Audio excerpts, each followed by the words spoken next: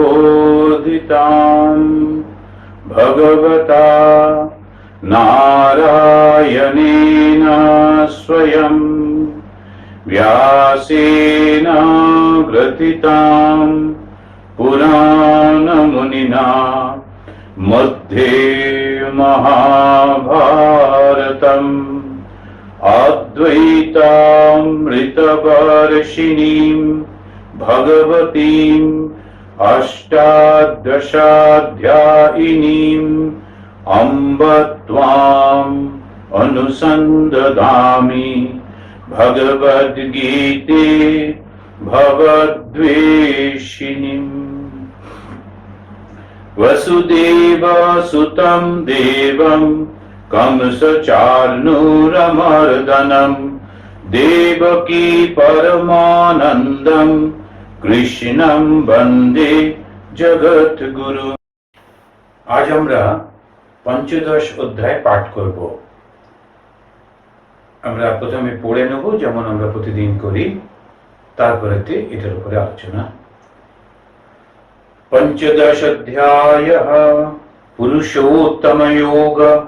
श्री भगवानुवाच ऊर्ध्वमूलम् अधःशाखम् अश्वत्थं प्राहुरव्ययम् छन्दांसि यस्य पर्णानि यस्तं वेद स वेदवित् अधश्च ऊर्ध्वं प्रसिता तस्य शाखा गुण प्रविद्धा विषय प्रवालः अधश्च मूलान् अनुसन्ततानि कर्मानुबन्धीनि मनुष्यलोके न रूपमस्येह तथोपलभ्यते नान्तो न चार्दी न च सम्प्रतिष्ठा अश्वत्थमेनं सुविरूढमूलम् असङ्गशस्त्रेण दृढेन चित्वा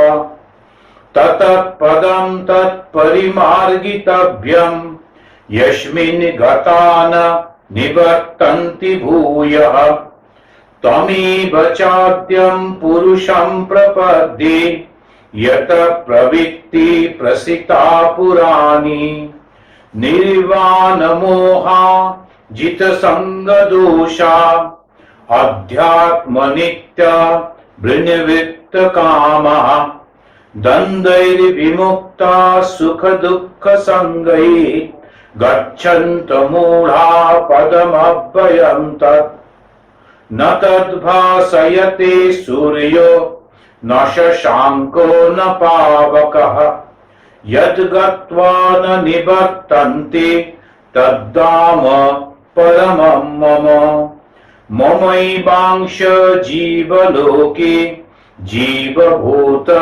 सनातनः मनःषष्ठानीन्द्रियाणि प्रकृतिस्थानि कर्षति शरीरं यदवाप्नोति यच्चापुत्क्रामतीश्वरः गृहीत्वैतानि संयाति वायुर्गन्धानि भाषयात् श्रोत्रं चक्षुस्पर्शनं च रसनं घ्राणमेव च अधिष्ठाय मनश्चायं विषयानुपसेवते उत्क्रामन्तं स्थितं वापि भुञ्जानं बहुनान्वितं विमूढा नानुपश्यन्ति पश्यन्ति ज्ञानचक्षुषः यतन्तो योगिनश्चैनं पश्यन्नात्मानवस्थितं यतन्तो यपकृतात्मानो नैनं पश्यन्त चेतसः यदादित्यगतं तेजो जगद्भाषयतेऽखिलं यच्चन्द्रमसि यच्चाग्नौ तत्तेजो विद्धि मामकम् गामविश्य च भूतानि धारयम्महमोजसा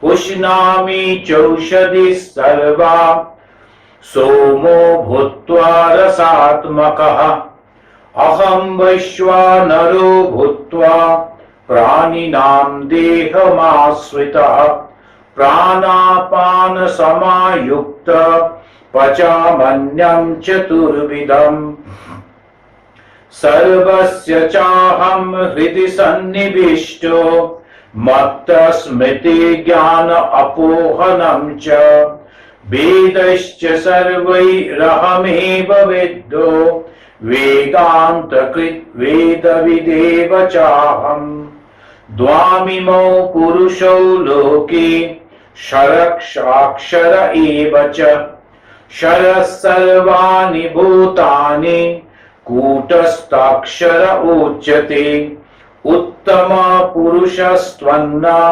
परमात्मेतुदाहृतः यो लोकत्रयमाविश्य बिभक्तव्यय ईश्वरः यस्मात्क्षरमति चोत्तम अक्षरात् अपि चोत्तमः अतोऽस्मि लोके वेदे च प्रथितः पुरुषोत्तमः यो मामेव असम्मूढो जानाति पुरुषोत्तमं स सर्वविद् भजति मां सर्वभावेन भारत इति गुह्यतमं शास्त्रम् इदमुक्तं मया नघ एतद् बुद्धा बुद्धिमानस्यात् कृत कृत्यश्च भारत।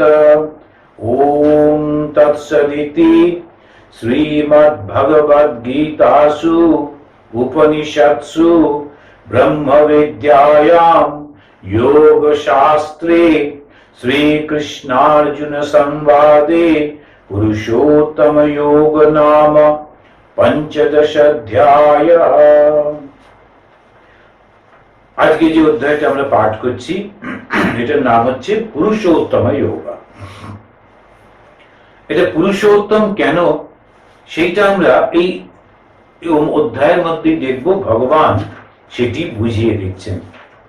আমরা এর আগের অধ্যায় আগের দিনে যেটা পড়লাম সেখানে ভগবান তিনি বলছেন গুণত্রয় বিভাগ যোগ। পরপর গীতাতে যদি আমরা দেখি সেই প্রথম থেকে তিনি বলে আসছেন একটার সঙ্গে আরেকটা কি অদ্ভুত একেবারে যোগাযোগ রয়েছে, একটা লিঙ্ক রয়েছে।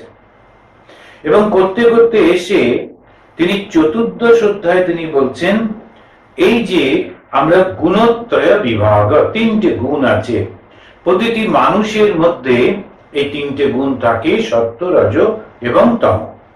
আগের দিনে আমরা বিস্তারিত আলোচনা করেছি। এই সত্যগুণ, রজগুণ, তমগুণ তিনটে গুণই মানুষকে বদ্ধ করে রাখে। এই বদ্ধ যেটা করে তার এক একটা কিভাবে বদ্ধ করে সেটাও আলোচনা হয়েছিল।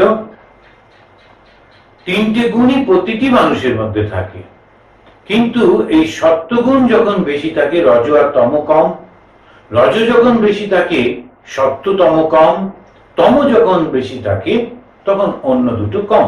এগুলো আলোচনা করে তারপরে ভগবান তিনি তখন শেষে এসে বলেছিলেন যে তুমি আমাকে সমস্ত যদি করো মাঞ্চ অব্যভিচারেণ ভক্তি যোগেন সেবতে সগুণান সমতিত্বৈতান ব্রহ্মভূয়ায় কল্পতে।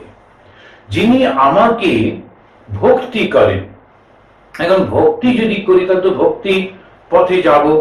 আমাদের এই ভারতবর্ষে আমরা দেখেছি যে আমরা চারটে পথ দিয়ে ভগবানের কাছে যেতে পারি। সেই চারটে পথের মধ্যে একটা হচ্ছে ভক্তি, বাকি কর্ম, যোগ, জ্ঞান ইত্যাদি। তো যদি ভক্তি হয় তাহলে একটা পার্সোনাল গড লাগবে, একটা ব্যক্তি দেবতা লাগবে যাকে আমি খাওয়াবো, যাকে আমি পড়াবো, যার সঙ্গে আমি এরকম ভাবে পুজো আর্চা করব, প্রার্থনা করব। কিন্তু তখন বলছেন সে ওই ব্রহ্ম জ্ঞান লাভ করবে সগুণান সমতিত্বৈতান ব্রহ্মভূয়ায় কল্পতে। তিনি তখন ব্রহ্মভাব লাভ করবেন ভক্তির মধ্যে দিয়ে, ব্রহ্মভাব। তো এই যে তিনি তখন বলছেন যে আসলে কিন্তু আমি যাকে ভক্তি করব তিনি আর কে, ওইটি এইবারে বলছেন আজকের অধ্যায়ে বলছেন পুরুষোত্তম যোগের মধ্যে। তিনি কোথায় থাকেন, কি তার স্বরূপ, কেমন তিনি। এখন আমরা কোথা থেকে এলাম, এইটি তিনি সমস্ত বলছেন। বলতে গিয়ে বলছেন খুব একটা অদ্ভুত কথা। যখন এই জগতের সৃষ্টি সম্পর্কে অন্যান্যরা বলছে ঈশ্বর সৃষ্টি করলেন, কিন্তু কিভাবে সৃষ্টি করলেন এটা খুব সুন্দর করে বলছেন। এবং এইটা সাধুরা সন্ন্যাসীরা যখন ভান্ডারা হয়, যখন তারা একসঙ্গে বসে খান, তো খাবার আগে খাওয়াতে যাতে মনটা না যায়, শরীর আর খাওয়া এ দুটো বড় কানেক্টেড, তার থেকে ঊর্ধ্বে উঠে দেহ তো রক্ষা করতে হবে, খেতে হবে, কিন্তু মন যেন সম্পৃক্ত না হয়, তার জন্য খাবার মধ্যে, খাবার আগে এবং খাবার শেষেও এই ভগবানের চর্চা হয়। তখন সন্ন্যাসীরা সমস্ত গীতাটা যদি সময় থাকে পড়ে না, নইলে এই পঞ্চদশ অধ্যায়টা পড়ে। তো আমাদের বলা হয়েছিল যখন আমরা প্রথম জয়েন করেছিলাম, যে যদি পঞ্চদশ অধ্যায় মুখস্থ না করো, তাহলে কিন্তু যখন ওই কঙ্কল টঙ্কলে যাবে, উত্তর কাশী যাবে, সাধুদের মধ্যে ভান্ডারাতে খাবে, তখন খুব লজ্জা বোধ করবে। কেননা এখানে সমস্ত সাধুরাই পঞ্চদশ অধ্যায়টা পাঠ করে, মুখস্থ করে রাখতে হয়। কেন? এটা দেখছি যে আসলে এই পঞ্চদশ অধ্যায়ের মধ্যে একটা অদ্ভুত কথা ভগবান বলছেন। শ্রী ভগবান উবাচ, ভগবান বলছেন কি, ঊর্ধ্বমূলম অধঃশাখম অশ্বত্থম প্রাহুরভ্যয়ম ছন্দাংসি যস্য পর্ণানি যস্তম বেদ স বেদবিদ।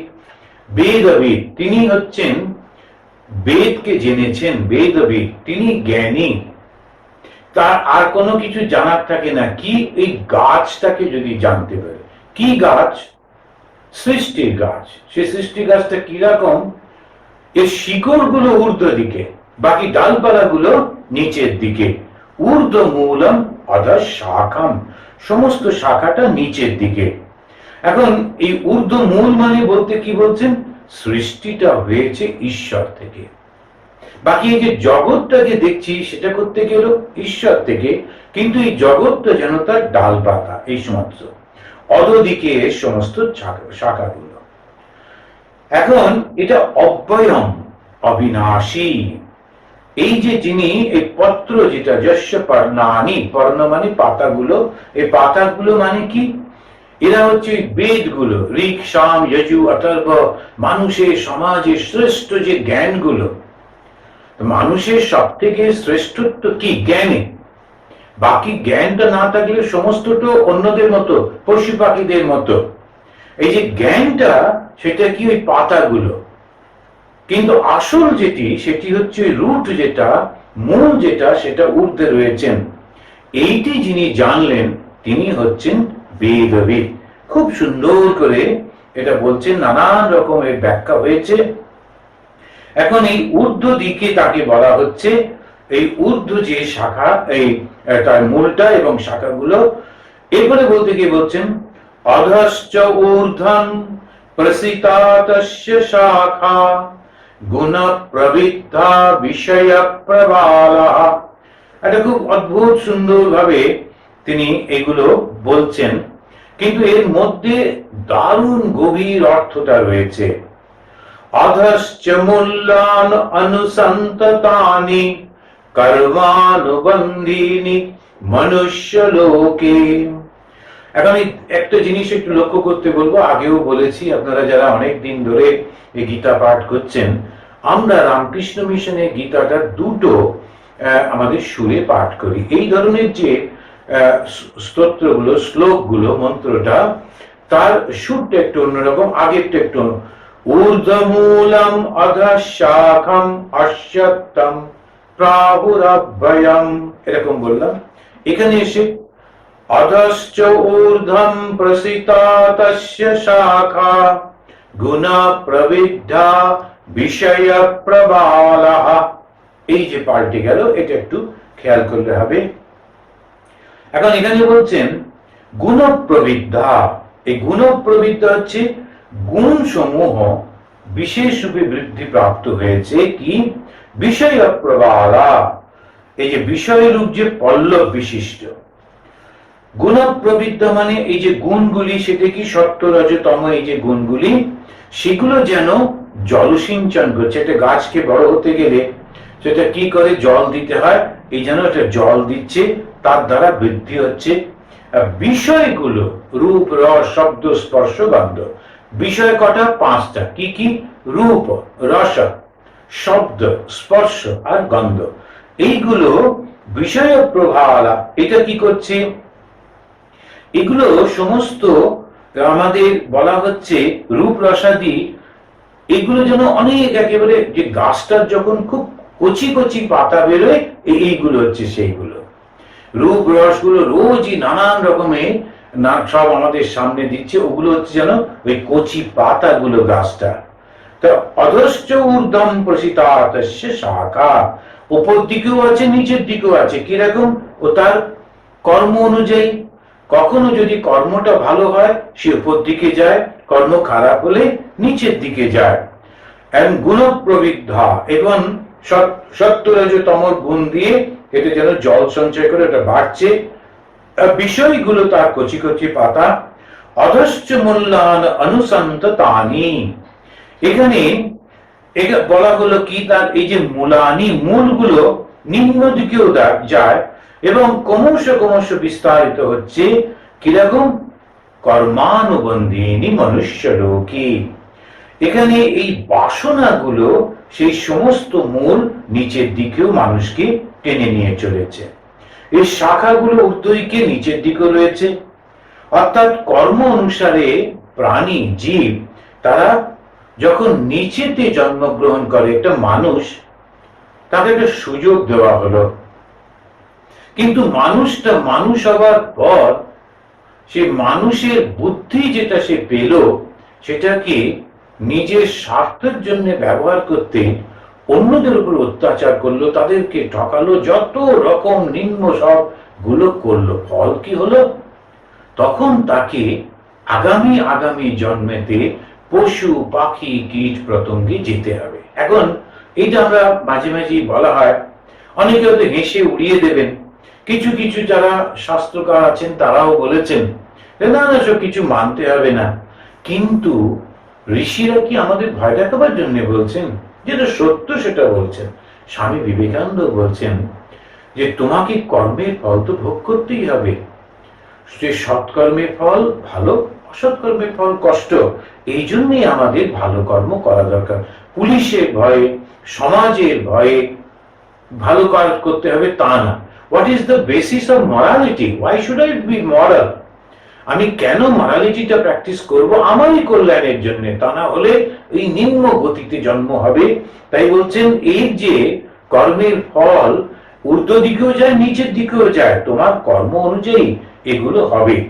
এরপরে বলছেন নরূপমস্যেহ তথোপলভ্যতে নান্তো ন চার্দি ন চ সম্প্রতিষ্ঠা অশ্বত্থমেনম সুবিরূঢ়মূলম অসঙ্গ শাস্ত্রেণ দৃঢ়েন চিত্ত্বা ততঃ পদং তৎপরিমার্গিতব্যম यस्मिन् गता न निवर्तन्ति भूयः तमेव चाद्यं पुरुषं प्रपद्ये यतः प्रवृत्ति प्रसिता पुराणी। এই 3 নম্বর আর 4 নম্বর শ্লোকটা একসঙ্গে তখন বলা হচ্ছে। এটা বলা হলো কি, এই যে সংসারে যারা রয়েছেন, যে জীব, সংসারের সমস্ত এই যে কর্মগুলো আমরা করছি, ঊর্ধ্বমূলাদির যে রূপ, এই যে সংসারের যে বাস্তব রূপটা, এরা কিন্তু উপলব্ধি করতে পারে না। ন রূপমস্যেহ তথোপলভ্যতে, রূপম ন উপলভ্যতে, রূপটা ঠিক উপলব্ধি হয় না। কোনটা? এই যে সংসার বৃক্ষের কথা বললেন, ঊর্ধ্বমূলম অধঃশাখম। আমরা শুনলে হাসি পাবে, কেউ হাসবে, কেউ মানতে চাইবে না। কেননা আমরা যে জগৎটাকে দেখছি, এর মধ্যে জন্ম ধারণ করেছি, এর পেছনে কি কারণ আছে? কেন এরকম ভাবে জন্মালাম? কেন আমি পুরুষ? কেন আমি নারী? কেন আমি গরিব? কেন আমি ধনী হয়েছি? কেন আমি বুদ্ধিমান? কেন আমি বুদ্ধিমান নই? এই সমস্ত গুলো অত বিচার কেউ করে না। কিছু কিছু সামাজিক সমস্ত নানা রকম রিজন দেওয়া হয়, বলা হয় এর জন্য ওর জন্যে, কিন্তু আসল কারণটা কেউ দেখতে পায় না। না রূপমস্যেহ ততোপলভ্যতে না অন্ত না চারতি না চ সম্প্রতিষ্ঠা। এবং তারপরে বলে অন্ত নেই, আদি নেই, এর প্রতিষ্ঠাও স্থিতি যেটা সেটাও উপলব্ধ হয় না। সুবিরূঢ় মূলম অশ্বত্থম, এটা অশ্বত্থ গাছের মূল একেবারে শক্ত, কিছুতেই এই ভাবটা যেতে চায় না। তখন কি করতে হবে? এবারে ভগবানই শিখিয়ে দিচ্ছেন, বলে দিচ্ছেন। সৃষ্টিটা এগুলো সব করেছেন কে? উনি করেছেন, ভগবানই করেছেন। করে তিনি আবার আমাদেরকে শিখিয়ে দিচ্ছেন, মানুষকে বলে দিচ্ছেন যে তোমাকে তো একটা বুদ্ধি দিয়েছি, তোমাকে তো বিবেক দিয়েছি, এবার এই শিক্ষাটা দিচ্ছি, এইটা নিয়ে তুমি কি করো, কি করা উচিত? অসঙ্গ শাস্ত্রেণ দৃঢ়েন চিত্ত্বা। তুমি অসঙ্গ মানে কি? অসঙ্গ মানে হচ্ছে বৈরাগ্য। এই জিনিসটাকে, পৃথিবীটাকে, জগৎটাকে, এর যে ফিউচালিটি, যে কিছুদিন থাকে কিছুদিন থাকে না, সবসময় পরিবর্তনশীল, এইটা বুঝে না। বুঝে নিয়ে এর উপরে মন দিও না, এটাকে বাস্তব বলে ধরো না, এটাকে জীবনের লক্ষ্য করো না, তাহলে ভুল হয়ে যাবে। সেইটি তিনি বলছেন অসঙ্গ শাস্ত্রেণ দৃঢ়েন চিত্ত্বা। একে একেবারে বৈরাগ্য রূপ, একেবারে কুড়ুল দিয়ে, অস্ত্র দিয়ে এটাকে কেটে দাও। তখন কি হবে? যে তখন তথা ইয়স্মিন গতা, তারপরে তুমি যেখানে যাবে আর তোমাকে ফিরে আসতে হবে না। ভূয় না নিবর্তন্তি, আর বারবার এই জন্মগ্রহণ করতে হবে না। এখন কথাটা হচ্ছে যে যিনি এই জন্মগ্রহণ করবার পর এই জগতের যে সমস্ত এই মায়াময় জগৎ, এই জগতের অনিত্যতা সম্পর্কে যার ধারণা হয়েছে, তিনি কিন্তু বুঝতে পারবেন এই কথাগুলি। না হলে এটা মনে হবে ছেলে মানুষই, কোনো দরকার নেই, এই বয়স্করাই শুধু এসব পড়ে, আমাদের প্রয়োজন নেই, এরকম সব কথা বলে থাকে। কিন্তু তারপরে যখন ফাঁদে পড়ে, যখন কষ্ট পায়, যখন তখন উপায় থাকে না, সময় চলে গেছে। সেই জন্যে এই ভগবানের কথাটা শুনে কম বয়স থেকে, অল্প বয়স থেকেই এই জিনিসটি বুঝে নিতে হয়। এবং তখন কি হয়? জন্ম মৃত্যু জরা ব্যাধির এই যে চক্র, একবার জন্মালে বারংবার এই যে কষ্টগুলোর মধ্যে দিয়ে যাওয়া, তার থেকে আমি মুক্তি যে পাবো, ওই যাদের এই মুক্তির ইচ্ছা হয়েছে তাদের এটা।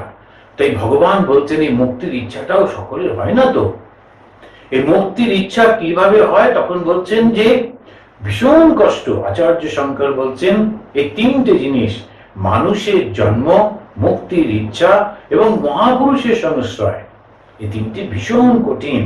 ততঃ পদম তৎ পরিমার্গিতব্যম ইয়স্মিন গতা ন নিবর্তন্তি ভূয়ঃ। এখন আর তাকে ফিরে আসতে হবে না, ওই জায়গায় যাবার পর তাকে আর ফিরতে হচ্ছে না, এই সংসারের বন্ধনটা এই নিস্তার হয়ে যাচ্ছে। তমেব চত্বম পুরুষম প্রপদ্যে যত প্রবৃত্তি প্রসিতা পুরাণী। এখানে তখন বলছেন এই যে প্রবৃত্তি মানে সংসারের গতি বিস্তৃত হয়ে আছে, সেই আদি পুরুষকে, সেই ভগবানকে আশ্রয় করে তার সেই চরণটি পাবার জন্য চেষ্টা করতে হয়, খুঁজতে হয়, অন্বেষণ করতে হয়। তা এইটি তিনি বললেন সংসারটা কিরকম, শুরু হচ্ছে ভগবান থেকে।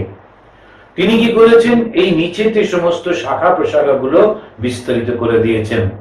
সেগুলো কিরকম? এই নানান রকম রূপ, রস, শব্দ, স্পর্শ, গন্ধ, এগুলো তার পাতা ইত্যাদি ইত্যাদি। তখন এই জগতের মধ্যে মোহিত হয়ে আমরা ওইটাতেই লেগে আছি। তখন উনি বললেন এটাতে থেকো না, কেননা বারবার তোমাকে এই কষ্ট ভোগ করতে হবে। তুমি ওই যে যিনি, যার থেকে শুরু হয়েছে, তাকে পাওয়ার জন্য চেষ্টা করো। কেমন করে? এই জগতের, এই মায়ার জগৎটাকে একেবারে বৈরাগ্য রূপ অস্ত্র দ্বারা ছেদন করো।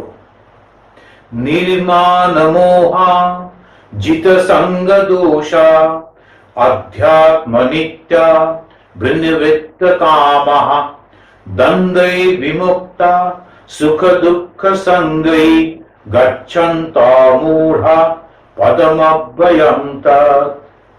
কে যায়, কে যেতে পারে? পদম অব্যয়ম তৎ। তৎ মানে সেখানে, সেইটা কোন জায়গাটা? সেই চরণে, সেই চরণটি কি, সেই স্থানটি কি? অব্যয়ম, যেখানে আর কখনো আর কোনো কিছু পরিবর্তন হয় না। সেই যে অব্যয় যে পদ প্রাপ্ত কারা হন, তখন বলতে গিয়ে বলছেন নির্মাণ মোহা, নির্মাণ মোহা, মান এবং মোহ বর্জিত। মান যেটা অহংকার, আমি আমি বোধ, এই সব কিছুকে একটা শব্দে ভগবান শ্রীরামকৃষ্ণদেব বলে যাচ্ছেন, বলছেন সেটি কি? তিনি সমস্তটাকে একেবারে জিস্ট করে এনে বললেন আমি মোলে ঘুচিবে জঞ্জাল। এই যে দুটো শব্দ আমি, দুটো লেটার, দুটো অক্ষর দিয়ে একটা যে শব্দ আমি, এটাই সমস্ত বন্ধনের কারণ। এই আমি থেকেই সৃষ্টি হচ্ছে জগৎ, আর এই জগতের মধ্যে দুঃখ কষ্ট, আর তারপরে সেইগুলোকে মেটাতে গিয়ে আরো কুৎসিত কর্ম, খারাপ কর্ম, অন্যকে ঠকানো, আরো আরো নিম্ন গতি, আবার মানুষের জন্ম, আবার ভুল, আবার সেই নিম্ন জন্ম, কীট পতঙ্গের মধ্যে এই বারংবার জন্মাচ্ছে। আর যার যার ওই কীট পতঙ্গ ভালো লাগে তারা জন্মাক, কিন্তু যারা সেইটা না চান তাদেরকে বলছেন নির্মাণ মোহা, মান এবং মোহ বর্জিত। মোহ কি? মোহটা হচ্ছে এটা মুগ্ধ করে দেয়। এই কিছু কিছু কিছু কিছু জিনিসে মুগ্ধ হয়ে তাতে আটকে থাকি, কিছু নেই, সুন্দর ভগবানের মন দিতে পারি, তখন একটা বেড়াল কুকুর পুষে সেটা আমি কি করে ছেড়ে যাব, মন্দিরে যাওয়ার সময় কই বেড়ালটাকে কে খাওয়াবে বলে, তখন সেই বেড়ালটার মায়াতেই আর সে যেতে পারলো না, এই মোহতে আকৃষ্ট হয়ে গেল। নাম যশে কতগুলো লোক হাততালি দেবে, তার জন্য সে আর ঈশ্বরের দিকে মন দিতে পারলো না। একটু নিজের ছবিটা দেওয়ালে টাঙানো আছে দেখিয়ে সে মুগ্ধ হয়ে যাচ্ছে। এই যে নির্বাণ মোহা, মান এবং মোহ, এই দুটো মোহগ্রস্ত বর্জিত হয়ে তারপরে জিত সঙ্গ দোষা, সঙ্গ দোষ, সেটাকে জয় করা। কি সঙ্গ দোষ? আসক্তি। আসক্তি যখন হয়, ইচ্ছা যখন হয়, তখনই এটা সঙ্গ। এই সঙ্গাত সঞ্জয়তে কামা, কামাত ক্রোধা, ক্রোধা, এইরকম পরপর পরপর আমাদের এর আগে আমরা দেখেছি সুন্দরভাবে সাজিয়ে দিচ্ছেন একটার পর একটা চেন রিয়াকশন। আর শুরুটা করতে হচ্ছে ওই ইচ্ছা থেকে, বাসনা থেকে, আসক্তি থেকে। এইটা তিনি বলছেন যিনি জয় করেছেন। তারপরে কি? অধ্যাত্ম নিষ্ঠা। যদি তার আত্মজ্ঞানের নিষ্ঠা না থাকে, ভগবানের প্রতি আত্মজ্ঞান লাভ করার প্রতি যদি তার নিষ্ঠা না থাকে, তাহলে এগুলো হবে না। সেই জন্যে তারপরে বৃণীবৃত্ত কামা, বিনিবৃত্ত কামা, কামনাটাকে সম্পূর্ণভাবে বর্জন করেছেন। আসক্তি নেই, কামনাও নেই। এইটি করবার পর তখন তার মনের মধ্যে একটা অদ্ভুত অবস্থা আসে। সেটা কি? সুখ দুঃখ সঙ্গই দ্বন্দ্বই বিমুক্তা। সুখ এবং দুঃখের এই যে দ্বন্দ্বটা মানুষকে একেবারে পাগল করে দেয়, কখনো সুখে পাগল করে, কখনো দুঃখে পাগল করে। এখন এইটাতে মানুষ সেটা সমানভাবে যে নেবার যে মানসিকতা, সেইটি কখন আসে? যখন ঈশ্বরেতে মন যায়। আমরা কয়েকটি মানুষকে দেখেছি, অতি সাধারণ মানুষ, কিন্তু কি অসাধারণ মানসিক শক্তি। সংসারে নানান রকম কষ্ট পেয়েছেন, তাদের যে আসল যে সংসারের যে সমস্ত জিনিসটি, সেটি ছেলে মেয়ে, জামাই নাতি, পুত্র পুত্রবধূ, তারা হয়তো মারা গেছেন, চলে গেছেন, সমস্ত শরীরে অসুস্থ, তবু কিন্তু এই ভগবানকে নিয়ে, ভক্তদের নিয়ে, সাধুদের নিয়ে, ধর্ম প্রসঙ্গ নিয়ে আনন্দে আছেন। সুখ দুঃখ সঙ্গই, হয়তো সুখ দুঃখ আছে একটু, কিন্তু অনেক কাটিয়ে উঠেছেন, একদম সাধারণ মানুষ। ঠাকুরের এবারে যে ভগবান শ্রীরামকৃষ্ণদেব এসছেন, তিনি এসে দুটো ধরনের মানুষ তৈরি করছেন। একটা হচ্ছে অদ্ভুত ধরনের সন্ন্যাসী, তারা এই জগতের মধ্যে থাকে, জগতের সকলের সেবা করে, জগৎ থেকে পালিয়ে যায় না, নির্জনে যায় না। তাদের সামনে একেবারে সমস্ত কিছু রয়েছে, মান যশ সব কিছু রয়েছে, তুচ্ছ করে একেবারে সেই চলেছে নিজের একেবারে মুক্তির জন্যে। তার সঙ্গে সঙ্গে জগতের সেবা করে তাদেরও কল্যাণ কামনা করে। এক ধরনের সন্ন্যাসী, ভাবা যায় না এই যে রামকৃষ্ণ মিশনের সন্ন্যাসীদের সামনে যে কি প্রচন্ড পরীক্ষা থাকে। একা একা নির্জনে যে চলে গেলাম, জঙ্গলে চলে গেলাম, গুহার মধ্যে থাকলাম, সামনে কোনো কিছু নেই, সে তো এক জিনিস। কিন্তু বড় বড় লোক এসে প্রণাম করছে, মর্যাদা দিচ্ছে, সম্মান দিচ্ছে, অথচ আমি একেবারে বৈরাগ্যে বসে আছি, বৈরাগ্য থেকে নড়ছি না। এটাই তো পরীক্ষা, ভীষণ কঠিন পরীক্ষা। এবং অন্যান্য মানুষদের সেবা করছি, অথচ তাদের মধ্যে কোন রকম জড়িয়ে যাচ্ছি না। প্রচন্ড মানসিক শক্তি না হলে কি পারে? এখন এই এক ধরনের সন্ন্যাসী তিনি সৃষ্টি করছেন। আর এক ধরনের হচ্ছে গৃহী। তারা সমস্ত কর্ম করছে সংসারে, তাদের সমস্ত শক্তি বিক্রম প্রকাশ করছে, বড় বড় পজিশনে আছে, লেখাপড়া শিখছে, বাড়ি গাড়ি সব আছে, অথচ ভেতরে ভেতরে ঈশ্বর চিন্তাতে রয়েছে। একটা সময় আসছে যখন দুহাত দিয়ে ঈশ্বরের চরণটি ধরছে, মান মর্যাদা কামনা, সন্তান সন্ততি নাতি পুতি কোনো কিছু তাদেরকে বদ্ধ করতে পারছে না। দুটো অদ্ভুত একেবারে তৈরি করে শ্রীরামকৃষ্ণ করেছেন। নির্মাণ মোহা জিত সঙ্গ দোষা অধ্যাত্ম নিত্যা বৃণিবৃত্ত কামাহা দ্বন্দ্বই বিমুক্তা, দ্বন্দ্ব থেকে মুক্ত, সুখ দুঃখ সঙ্গৈহি। তারা কি হচ্ছে? অমূঢ়া। এরা কিন্তু মূঢ় নয়, তাদের মধ্যে কোন রকম অবিবেকী কোনো কিছু নেই।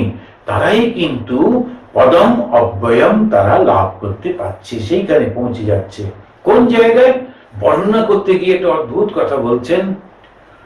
ন তদ্ভাসয়তে সূর্য ন শশাঙ্ক ন পাবকঃ यद् गत्वा न निवर्तन्ति तद्धाम परमं मम। এইখানে তিনি বলছেন যে সূর্যের আলো তোমাকে সেটা দেখাতে পারবে না, চাঁদের আলোতে সেটা দেখতে পাবে না, আগুনের আলোতে তুমি দেখতে পাবে না, কোনো কিছু এই যে তুমি দেখছো তার মাধ্যমে না, ওই নিজের মধ্যে দিয়ে তুমি দেখতে পাবে। আর সেইখানে যখন তুমি পৌঁছবে, তোমার মনটা যখন শুদ্ধ মন যখন পৌঁছবে, আর কিন্তু তোমাকে এই জগতে ফিরতে হচ্ছে না। যদ গত্বা, যেখানে যাবার পর ন নিবর্তন্তে, আর ফিরে আসে না। এই অদ্ভুত জিনিসটাকেই স্বামী বিবেকানন্দ তার একটা কবিতার মধ্যে দিয়ে বলছেন। নাহি সূর্য নাহি জ্যোতি নাহি শশাঙ্ক সুন্দর, ভাসে ভূমে ছায়া সম ছবি বিশ্ব চরাচর। অস্ফুট মনাকাশে জগৎ সংসার ভাসে, ওঠে ভাসে ডোবে পুনঃ অহং স্রোতে নিরন্তর। জগৎটা তো আমির উপর রয়েছে, আমি আমি বলছি তো এই জগৎ মেলে থাকে না।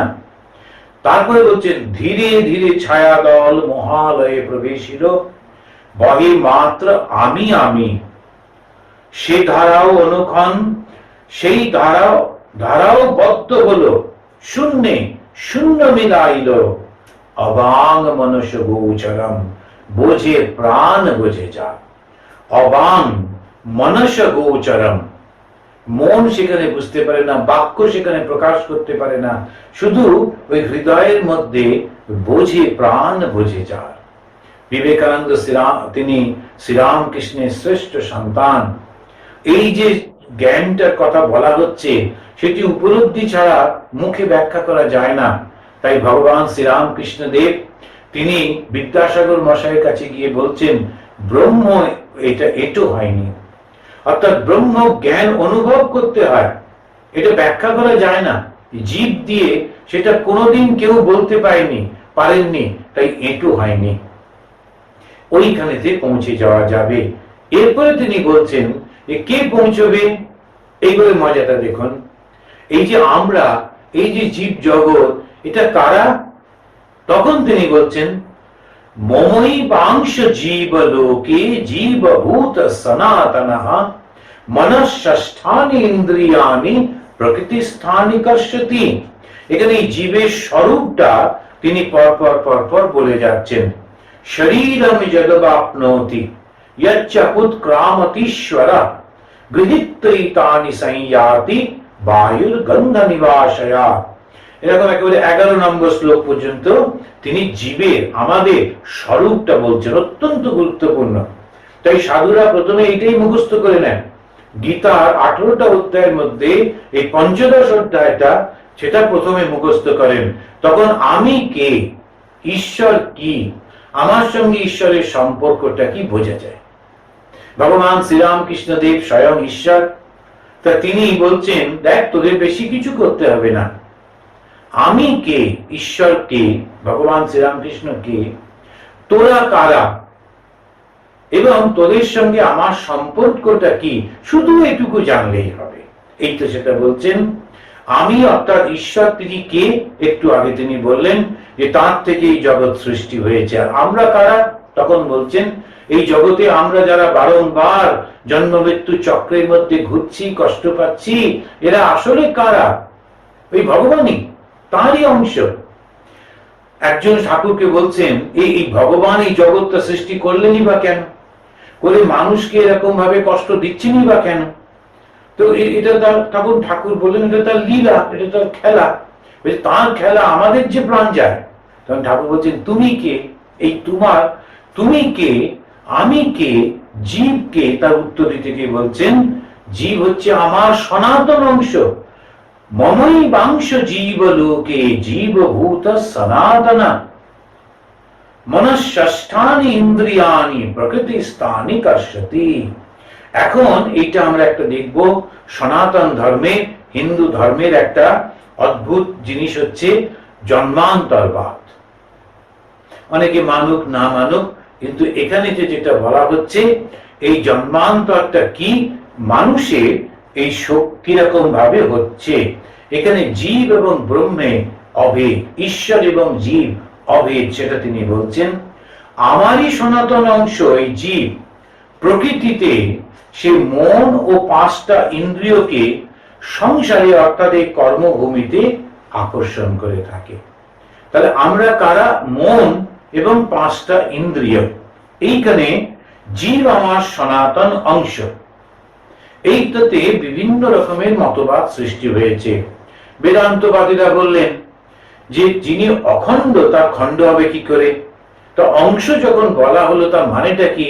তখন তারা বললেন যে যেমন সূর্যটার প্রতিবিম্ব জলেতে পড়েছে, আয়নার উপরে পড়েছে, বিভিন্ন বাটিতে জল রয়েছে, তার মধ্যে যে সূর্যের প্রতিবিম্ব পড়েছে, সেই রকম যেমন ঘটাকাশ, মঠ, এই যে মাটির যে ঘড়া, তার মধ্যে ওইটা যেন সেই রকম। কেননা ব্রহ্মের তো কোনো অংশ হতে পারে না। এবার যখন সেইটা ভেঙে যায় তখন সেই জীবটা আসলে ব্রহ্মের সঙ্গে মিলিত হয়ে যায়। ব্রহ্মাদ্বয়ম শিষ্যতে, এরকম বলছেন। আবার আরেকদল বলছেন যেমন আগুন থেকে স্ফুলিঙ্গ বেরোলো, এখন আগুনটাও যাও স্ফুলিঙ্গটাও তাই। আগুনটা বিরাট, স্ফুলিঙ্গটা ছোট্ট। স্ফুলিঙ্গ সৃষ্টি ওই আগুন থেকে, কিন্তু তথাপি একটু তো ভেদ আছে। আগুনের প্রচন্ড উত্তাপ আর স্ফুলিঙ্গের উত্তাপ অনেক কম, এইটু থেকে একটু ভেদ হচ্ছে। সেইটা আমাদের গৌরবঙ্গীয় যে বৈষ্ণব সম্প্রদায়, তখন তারা এটাকে বলছেন অচিন্ত ভেদ অভেদবাদ, ভেদাভেদ, অচিন্ত ভেদাভেদবাদ এইখান থেকে এসেছে। এবং অংশ আর অংশী আসলে কোনো ভেদ নেই। যতক্ষণ আমি বোধ আছে ততক্ষণ শুধুমাত্র ভেদ। আমি বোধ না থাকলে এই ভেদটা থাকে না। এই আমিটা যদি ত্যাগ করি তাহলেই দেখা যাবে ঈশ্বর এবং আমার মধ্যে ভেদ নেই। তাই ঈশ্বর বলছেন আমারই অংশ তুমি। এই আমারই অংশের মধ্যে সেই তিনি কি মন এবং এই যে ইন্দ্রিয়গুলি, সেটা কি করছে? শরীরম যদবাপ্নোতি যচ্চাহুত ক্রামতীশ্বরঃ গৃহীত্বৈ তানি সংয়াতি। যখন সেটা চলে যাচ্ছে, ঈশ্বর মানে হচ্ছে, এখানে ঈশ্বর বলতে কাকে বলা হলো? যে আমার শরীরের মধ্যে একটা আত্মা রয়েছে, তাকে আমরা জীবাত্মা বলি, এখানে তাকে ঈশ্বর বলা হলো। যখন তিনি একটা শরীর থেকে চলে যাচ্ছেন, উৎক্রামতি, শরীরটাকে তিনি ত্যাগ করছেন। আবার অবাপ্নতি, আর একটা শরীর তিনি গ্রহণ করছেন। এখানেতেই মানে আমাদের এই জন্মান্তরবাদের কথা এসে যাচ্ছে। একবার শরীরটাকে ত্যাগ করছি আর একটা শরীরকে গ্রহণ করছি। এবং সেইখানে তিনি বলছেন ঈশ্বর যখন তিনি ওই শরীরটাকে নিয়ে চলে যাচ্ছেন, একটা শরীর ত্যাগ করে আর একটা শরীরের মধ্যে তিনি প্রবেশ করছেন, সেটা কিরকম ভাবে যাচ্ছেন? যেমন বাতাসটা ওই ফুলের থেকে তার রেণুগুলো গন্ধটাকে নিয়ে চলে যাচ্ছেন। শ্রোত্রম চক্ষু স্পর্শনং চ রসনং ঘ্রাণমেব চ অধিষ্ঠায় মনশ্চায়ম বিষয়ানুপসেবতে।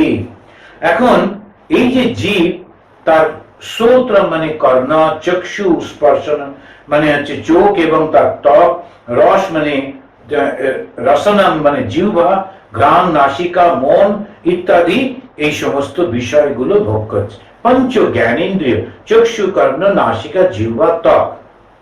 এখন এই যে শরীরটিকে যাচ্ছে, কেউ কেউ বলেন এই শরীরে পাপ করলাম, অন্যায় করলাম, লোকেদের ঠকালাম, অমুক তমুক করলাম, কিন্তু সে তো বেশ আরামে আছে। তো এর পরের শরীরে সে গিয়ে কি করবে, কিছু ভোগ করছে কিনা, কষ্ট পাচ্ছে কিনা, শাস্তি পাচ্ছে কিনা, কিছু তো বোঝা গেল না। কিন্তু আসলে কি, শরীর কিন্তু দুটো, একটা স্থূল শরীর আর একটা সূক্ষ্ম শরীর। ওই সূক্ষ্ম শরীর যেটি, তার মধ্যেই কিন্তু সব কিছু থাকে। ওই সূক্ষ্ম শরীরটি, সেটা আমাদের শরীর থেকে, স্থূল শরীর থেকে চলে যায়। স্থূল শরীরটাকে আমরা দেখতে পাই, সূক্ষ্ম শরীরটাকে আমরা দেখতে পাই না, সেই জন্য বুঝতে পারি না। কিন্তু এই সূক্ষ্ম শরীরটি, সেটা তখন আমাদের শরীর থেকে গিয়ে আর একটা শরীরকে বেছে নেয়। সেখানে কিন্তু একরকম থাকে, কোনো পরিবর্তন হয় না। শুধু ওই যে বাবা মার শরীরে সে যাচ্ছে, তাদের খানিকটা অংশ, খানিকটা ভাব তার মধ্যে আসে বটে, কিন্তু এই কর্মফল তার একরকম থাকে। এই যে সূক্ষ্ম শরীর, তাকে বলে লিঙ্গ শরীর। এখানেতে আমরা বেদান্তে আর যে সাংখ্য, এরা বিভিন্ন ভাবে সূক্ষ্ম শরীরের বর্ণনা করেছেন, 24টা তত্ত্বের কথা বলেছেন ইত্যাদি। এখন আমরা এই যে স্থূল শরীর এবং সূক্ষ্ম শরীরের মধ্যে, স্থূল শরীরে পঞ্চ যে ভূত রয়েছে, বেদান্ত হচ্ছে পঞ্চ কর্মেন্দ্রিয়, পঞ্চ জ্ঞানেন্দ্রিয়, পঞ্চ প্রাণ, বুদ্ধি ও মন। এই যে 17টা অবয়ব নিয়ে সূক্ষ্ম শরীর। পঞ্চ জ্ঞানেন্দ্রিয়, পঞ্চ কর্মেন্দ্রিয়, এটা আমরা সকলে জানি। আর পঞ্চ প্রাণ, প্রাণ অপান ব্যান উদান সমান, এই এর মধ্যে, শরীরের মধ্যে নানান রকম রয়েছে। এই যে পঞ্চ বায়ু, পঞ্চ প্রাণ রয়েছে, এবং বুদ্ধি ও মন, এইটা নিয়ে 17টা অবয়ব এটা বলা হচ্ছে। আবার কেউ কেউ শরীরটাকে কোষ বলছেন ইত্যাদি করে। এটা হচ্ছে সূক্ষ্ম শরীরটাকে যাচ্ছে।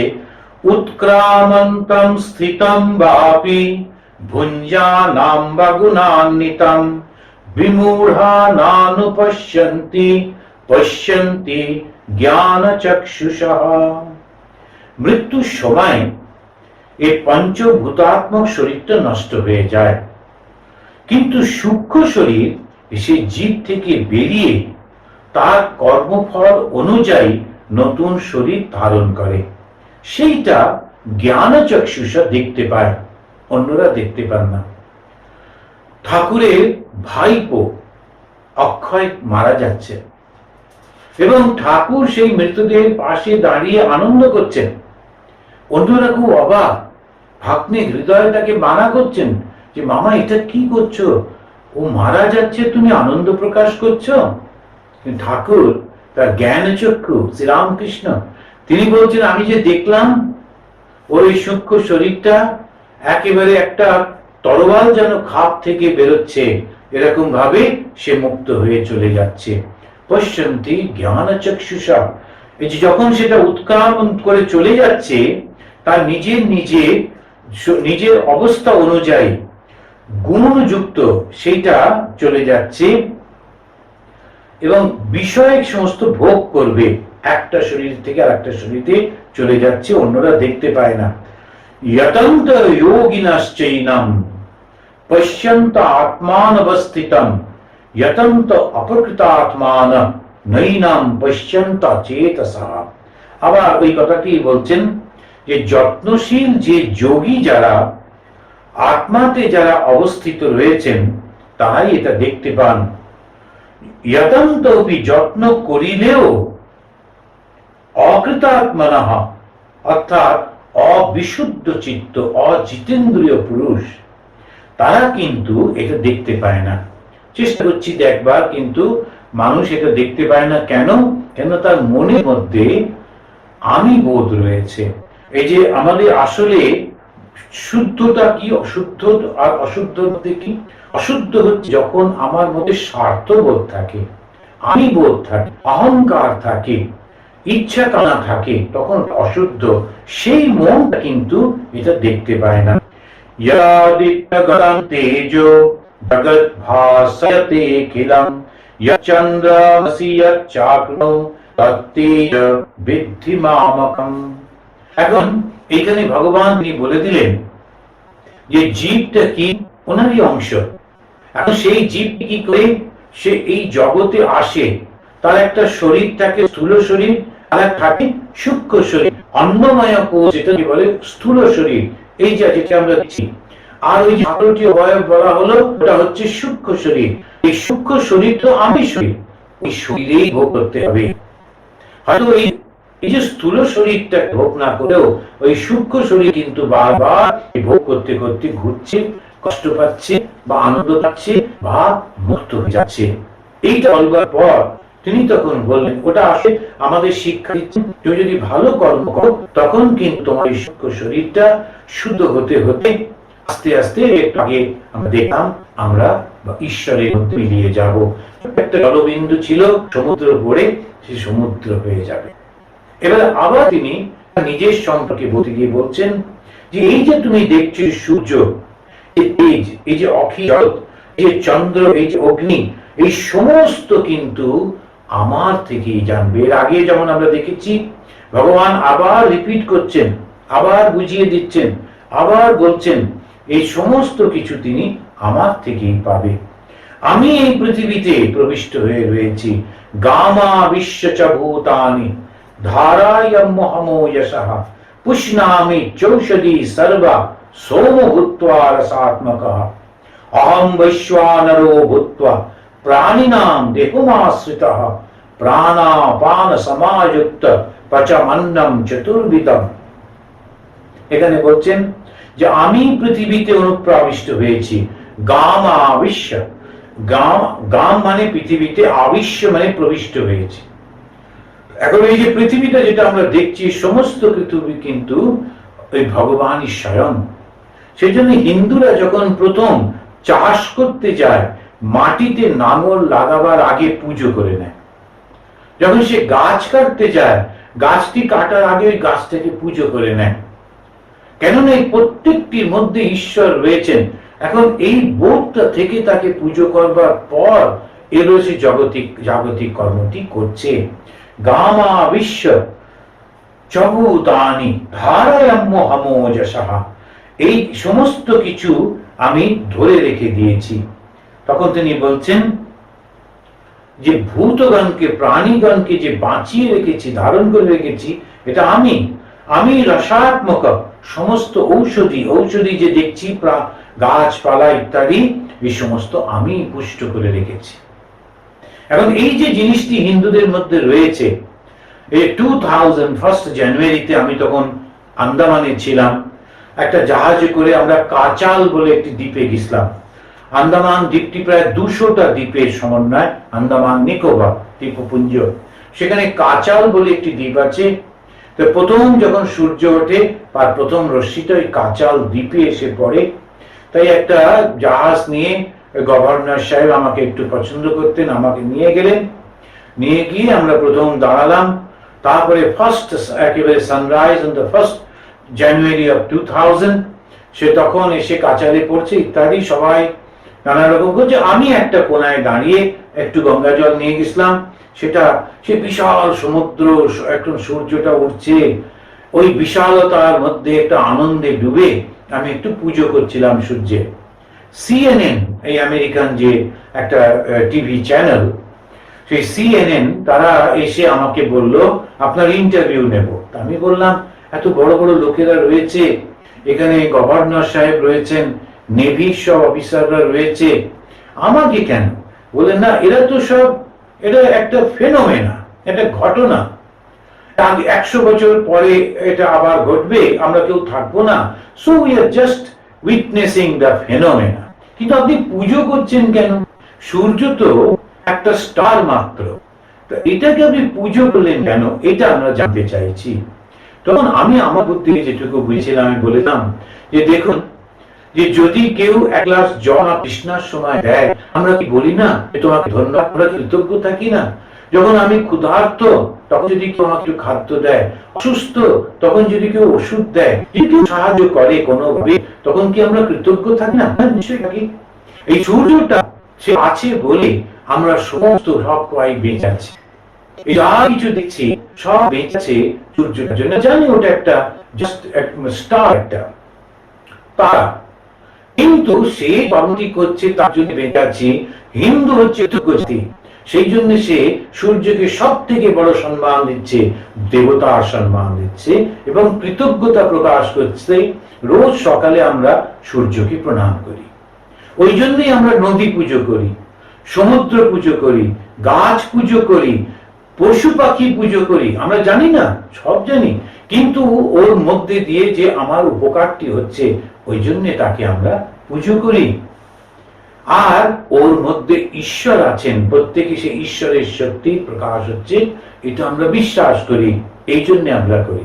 তখন ওরা লাস্টে আমাকে বলছে যে আপনি আমাদের ভিউয়ারদের জন্য একটা কোনো কিছু বলুন। তখন আমি বললাম যে learn from the Hindus how to love nature. এই প্রকৃতিকে ভালোবাসতে হয় কেমন করে, সেটা এই সনাতনপন্থী হিন্দুদের কাছ থেকে শেখো। কেন? আমরা বিশ্বাস করি অহম বৈশ্বানরো ভূত্বা প্রাণিনাম দেহমাশ্রিতাঃ প্রাণাপান সমাযুক্ত পচমন্নম চতুর্বিধম সর্বস্য চাহম হৃদি সন্নিবিষ্ট মত্ত স্মৃতি জ্ঞান অপোহনঞ্চ বেদশ্চ সর্বে রহমেব বেদ বেদান্ত কৃত বেদ বিদেব চাহম। এই যে সমস্ত কিছু হচ্ছে আমি, ভগবান সেখানে বলছেন যে আমি সমস্ত কিছু করি কিরকম? আমি বৈশ্বানর ভূত্বা প্রাণিনাম দেহমাশ্রিতা, আমি জঠর অগ্নি, সেই জন্যে যখন আমরা খাই আমরা আগুনে আহুতি দিই। এই খাওয়াটাকে ব্রহ্মার্পণম ব্রহ্মমি বলে যেন আহুতি দেওয়া হচ্ছে, সেইটা অদ্ভুত একটা চেতনার মধ্যে শরীর ধারণ হচ্ছে, কিন্তু মনটা একটা অন্য অবস্থায় নিয়ে চলে যাচ্ছে। তিনি বলছেন যে আমি 4 রকমের খাওয়া সেটাকে আমি করি। তাদের কিরকম? চব্য, চস্য, লেহ্য আর পেয়। চব্য মানে যেটা চিবিয়ে খাওয়া হয়, চস্য চুষে খাওয়া হয়, যেটা চেটে খাওয়া হয়, আর পেয় যেটা পান করা হয়। তো চব্য, চস্য, লেহ্য, পেয়, তো এই যে 4 রকমের সেটা আমি করে দিই। তারপরে তিনি বলছেন সকলের হৃদয়ের মধ্যে আমি রয়েছি, আমি তাদের স্মৃতি, আমি তাদের জ্ঞান, আবার ওই জ্ঞানের অভাবটাও আমি। এই যে ফোর্ড, যে বিরাট বড় আমাদের ফোর্ড গাড়ি টাড়ি যা দেখি, সে ফোর্ড ফাউন্ডেশন, তিনি তখন অল্প বয়স স্বামী বিবেকানন্দের কাছে এসেছেন। তা কথায় কথায় তো স্বামীজি বললেন তোমার উচিত গরিবদের সাহায্য করা। বলছে কেন করব? আমার বুদ্ধি দিয়ে ব্যবসা করে টাকা রোজগার করে ওই গরিবগুলোকে আমি দেবো কেন? ওরা বুদ্ধিহীন, ওর মরুক। তখন স্বামীজি বলছেন যে তোমার বুদ্ধিটা কে দিয়েছে? যে কোনো মুহূর্তে তোমার বুদ্ধি কেড়ে নিতে পারেন তিনি। আমি মানুষের বুদ্ধি দিয়ে জ্ঞান দিই, আমি সেটা কেড়ে নিই, ভগবান বলছেন। তিনি বলছেন স্মৃতি জ্ঞান সেটা আমিই দিই, মত্ত আমার থেকেই তার স্মৃতি তার জ্ঞান, অপোহনঞ্চ ওর অভাবটাও আমি, অহম এব সর্বই বেদ, এই যে বেদ যেটা জ্ঞান যেটি ওটা আমি, আবার জ্ঞানের লক্ষ্য বস্তু যেটা ওটাও আমি। এই এরকম ভাবে তিনি সমস্ত বলছেন। তাই যারা আমরা বুদ্ধিমান, যারা জ্ঞান লাভ করেছে, যারা কোনো কিছু যে শক্তি অর্জন করেছে, অহংকার করতে নেই। শ্রীরামকৃষ্ণদেব বলছেন যখন কারোর মধ্যে একটা শক্তির প্রকাশ হয় বুঝতে হবে তার মধ্যে ঈশ্বরের শক্তি প্রকাশ হচ্ছে। কিন্তু সে যদি অহংকার করে ওই শক্তি তিনি কেড়ে নেন। আমরা কত দেখছি বড় বড় নেতা সাধারণ মানুষ ছিল, বিরাট বড় নেতা হলো, কিন্তু সেই সম্মানটা হজম করতে পারছে না। তখন ডাইজেস্ট করতে না পেরে আমি আমি আমি করছে, তারপরে একদিন সে আবার হ্যারিকেন নিয়ে করছে, কিছু নেই। এখন এই যে তিনি দিচ্ছেন, তিনি কেড়ে নিচ্ছেন, যদি এই বুদ্ধিটা থাকে তখন অহংকার আসবে না।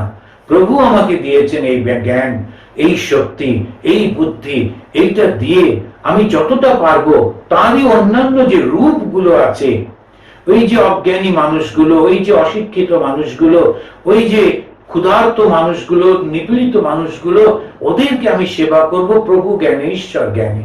তাই স্বামীজি বলছেন, জীবে প্রেম করে যেই জন, সেই জন সেবিছে ঈশ্বর। তখন যে প্রেম করছে সেও তো ঈশ্বর, কিন্তু তার শক্তিটা যখন ভগবান দিয়েছেন, ওইটি মানুষ নিজেকে সরিয়ে রেখে, অহংকারটা সরিয়ে রেখে করবে।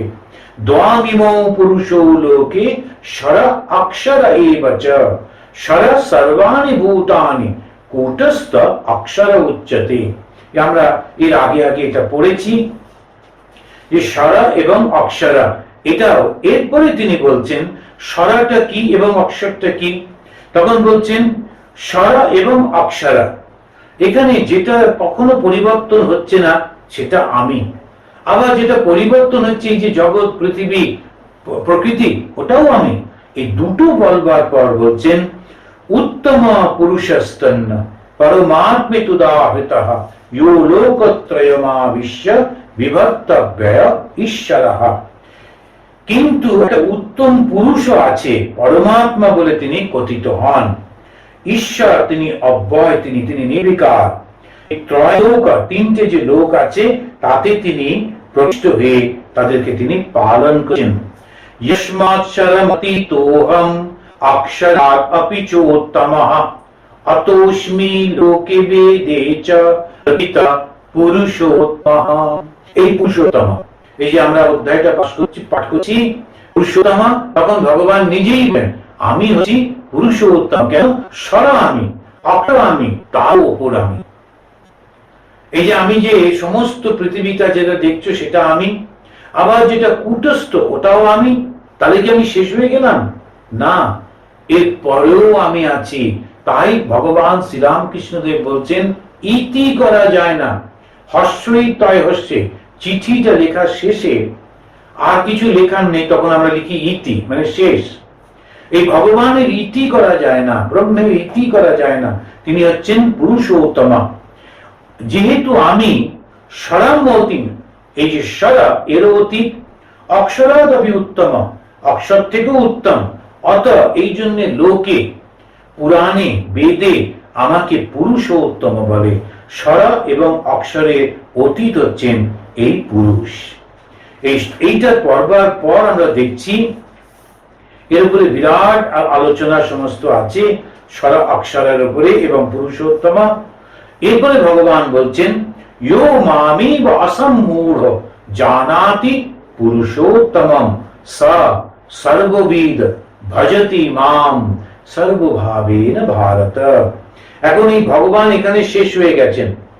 তিনি শুধু নিরামিষ খান, তিনি শুধু আমিষ খান, তিনি নারী, তিনি পুরুষ, তিনি নিরাকার, তিনি সাকার। কে বলছে?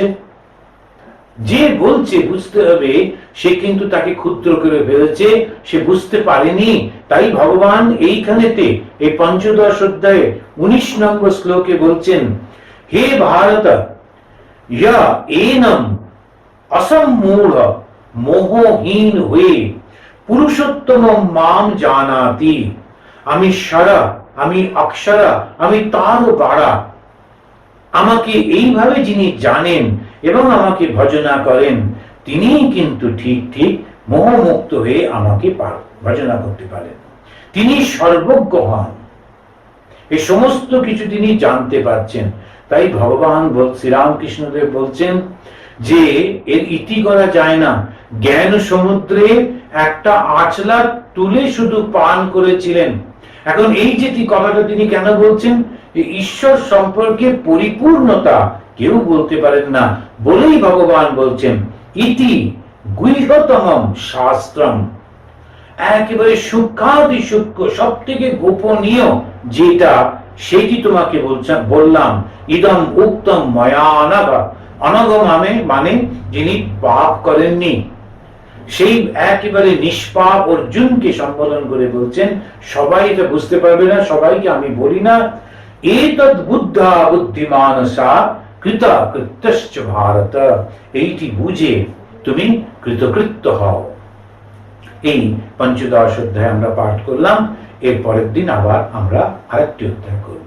यं ब्रह्मा वरुणेन्द्र रुद्रमरुत स्तुन्नन्ति दिव्यैस्तवैः वेदैः साङ्गपदक्रमोपनिषदैः गायन्ति यं सामगाः ध्यानावस्थित तद्गतेन मनसा पश्यन्ति यं योगिनो यस्यान्तं न विदुः सुरासुरगणा देवाय तस्मै नमः।